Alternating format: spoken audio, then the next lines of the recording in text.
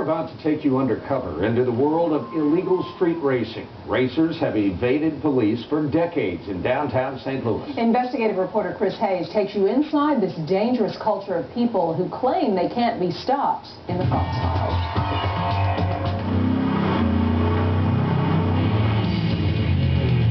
Street racers push the limits on city streets. Hot rodders show off, and thousands of spectators risk their lives to see it. I've seen a few people die. To get an inside look, we contacted a street racer who posts racing videos on YouTube. He told us to meet him on Cass Street, north of the Lumiere Casino. He races with a potentially explosive nitrous canister hooked up to the engine to boost his acceleration.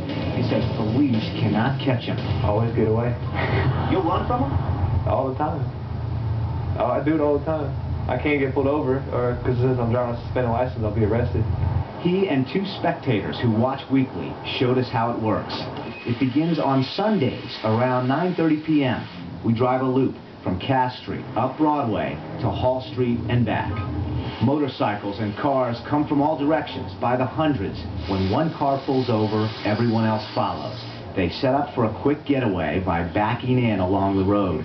Within seconds, someone is out in the middle of the street lining up cars to flag races. I never really think about getting hit unless somebody gets sideways. I usually have room to step out the way. Thousands of people crowd in to watch. They stand right up to and over the white line on the shoulder. So have two cars racing at 80, 90 miles an hour down the street, and you'll have another person pull out in front of them and do a donut. So you get crashes all the time. There's been one time where I've actually had to run as fast as I could, and I don't do that very often, but I got up and scootered, man. You also have to watch out for the show-off. We get people that are ghost riding their vehicles a lot. That means trying to drive while hanging outside the vehicle, like this guy heading our way. People that are hanging out the window. This guy sits on his passenger door for an entire race. People that are running across the street, standing in the middle. And alcohol is everywhere. The sight of a patrol car leads to screams of 5-0.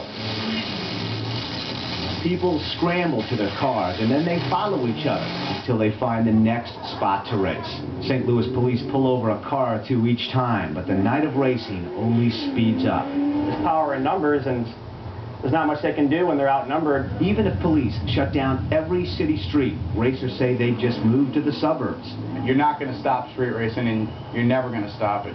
Not even tragic accidents stop the racing. Here's the view from two cameras we mounted on this racer's car.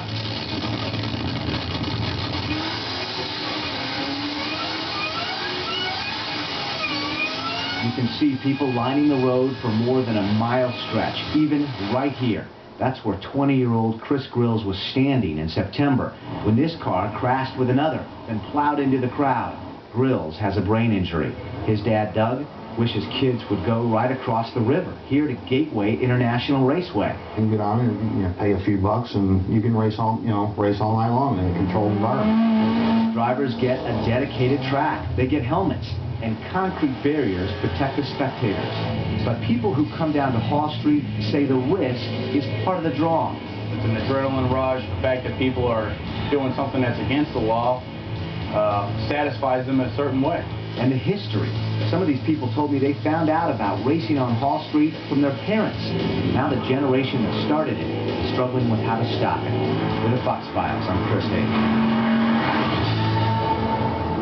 Racers have posted dozens of videos on YouTube, but as of today, the website took down all of those St. Louis racing videos. Didn't realize they drew such and the a crowd. crowds. Yeah, amazing. Thanks for watching Fox News.